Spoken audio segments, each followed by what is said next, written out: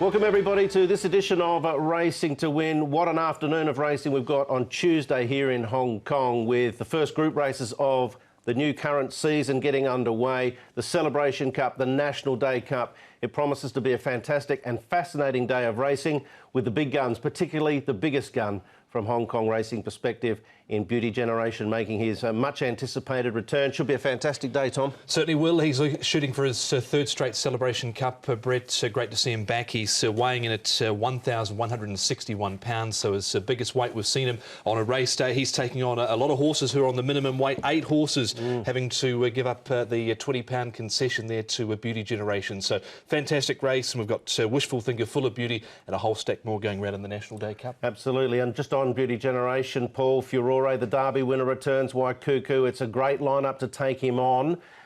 Your track work assessment of him going in? No, he looks good.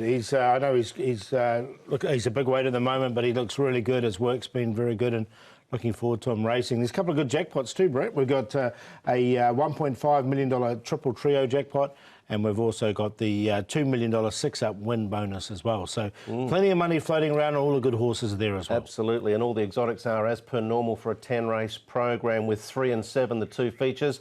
And the rail in the A+3 position. We've got lots of information to get through on this edition of Racing to Win. Firstly, the scratchings. Race 5 has been dealt a couple of scratchings. City Legend comes out, Superb Agility, Dylan Moe replaces Saddlecloth 6, and Danehill Jade is out, replaced by 70-70. Blake Shin back from suspension. Good to see Blake back. So race 5, there are a couple of changes, take note. That's the situation. Meeting number 7, Tuesday, National Day in Hong Kong, 10 races, A+3, weather expected to be sunny and warm. 1,200 metres to kick off the program. There's a whole heap of debutants on the card as well, and a number of them pop up here. E-Star heads the weights race 1, number 1. Forever Sharp, Goodview Clarico, One Happy Star, Vega Rhythm, Winner Approach are all on debut. 8 Trigrams has put in some nice work in the mornings of late. We go down to Best For You, who's been trialling well up at Chunfa. Master Albert ran well first up, Iron Bravo, and I'm the Conquest, his second run for the stable of Douglas White. Chunfa, Best For You, as I mentioned, has trialled well up there on 2 occasions in preparation for the first. Bit of unknown here, Tom. First thing that needs to be said is there'll be potentially for great potential for great variance here in the speed map with 5 first starters. 8 Trigrams, when he ran well going back 4 runs ago when he was second, he was up on the pace, so expect that to potentially happen here. Forever Sharp, Goodview Clarico have shown enough speed at the trials to show they're potentially up there as well. Gun Win with One Happy Star just behind them, but 8 Trigrams to lead. Here's E-Star. He goes nicely here in the mornings. He's already had a run this season. He had a wide draw. He's got slightly better draw in 8, but he goes nice. He's under a hold too to finish off his track work as E-Star. Super 18, just working with Silver Fig, who came out and won as last start. Silver Fig obviously is in very good heart, but I thought Super 18 was going just as nicely on the inside. He wasn't pushed out and finished off his track work under a stranglehold. And 8 Trigrams, you can't really see him there. He's the one on the far side, just with Zach Purton aboard, but he's going really easy here in the morning. And I just thought it was worth showing, although there's not much, he's sort of on the inside. I had to take my glasses off to get a good close look at that one, but he does look to be going quite smoothly in the morning. He is the favourite, so I thought his track work was worth showing. Yep. Let's start with E-Star. Now, he only boasts 1 victory, this 4-year-old by Furlax.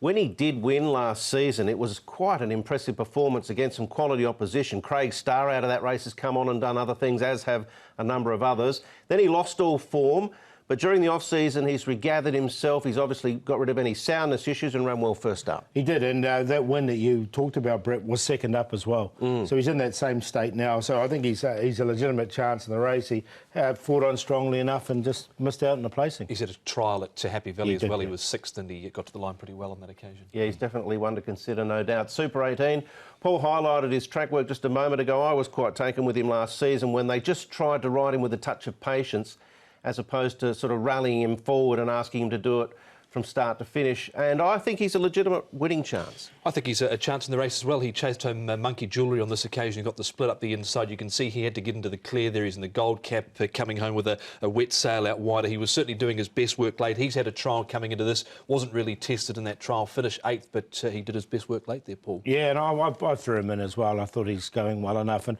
I haven't really seen too much from these first starters. The horse that ran second there actually was 8 trigrams, so a very interesting runner. We're going to focus on a trial from him shortly. Master Albert, he's been an underachiever. He came here with a decent rap. He's only had the 1 win. He's had 6 minors, but we know he can bob up, and he's got a good turn of acceleration late. He has. He's well rated now. He's down to a rating here of 47. His last start, when he did run 3rd behind Big Fortune, wasn't too bad. The awkward draw is 12. He's going to get back, and I don't know if the pace is going to be there for him to really show his best. I had him in on this day. I thought he would run well, and he did, but I've left him out this game. 64-point win. He's just so hard to catch. He should have done something more by now. Yeah, you leave him out at your peril for exotics, that's for sure. Now, 8 trigrams. We saw that second placing earlier on when we focused on Super 18 primarily, but this is his lead-up trial coming in after that quiet track work. Yeah, he was able to jump and run in this trial going back a couple of Fridays ago on the morning of the 20th over 1,000 metres. So he's just had a bit of maintenance work here. As I said, he has led in the past and he's only been run down by Flying Victory. So we know he can be up there, and I think he'll just try and dominate from the outset. Yeah, I thought his best run was at the back end of last season. He's been here, he's acclimatised, and his trial was good. So I think he's a good chance. That horse he ran second to, Focus, in that trial is an improver, I think, as well, going forward. So he's on top for you by the sounds of it, Paul? Yeah, I've got 8 trigrams on top. I think he can run well, and he's an improver over the off-season. E-Star won 2nd up last start. He's in that state again, and his trial was pretty good, as we mentioned. Super 18 from the back. And of the first starters, Good View Clarico's got some early pace. I wouldn't be surprised if he put himself right into the race early. He's 11.49 pounds, and he has had 4 trials for Dennis Yep to get him ready. So I put him in there for 4th. 8.153.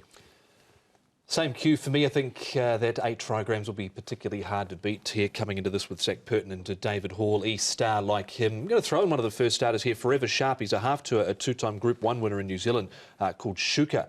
And Forever Sharp, I think he's got a bit of speed about him. He's trialled up in New Zealand as well and shown some ability there. And Master Albert, my next best, 8, 1, 2 and 12. I'll stick with my Super 18, but I certainly respect both your on-top selections. Just on Goodview Clarico, had a fractured jaw back in April, so he's been on the sidelines for quite some time. Obviously been in Hong Kong for a while as well. What if his stable name's Mike or Evander?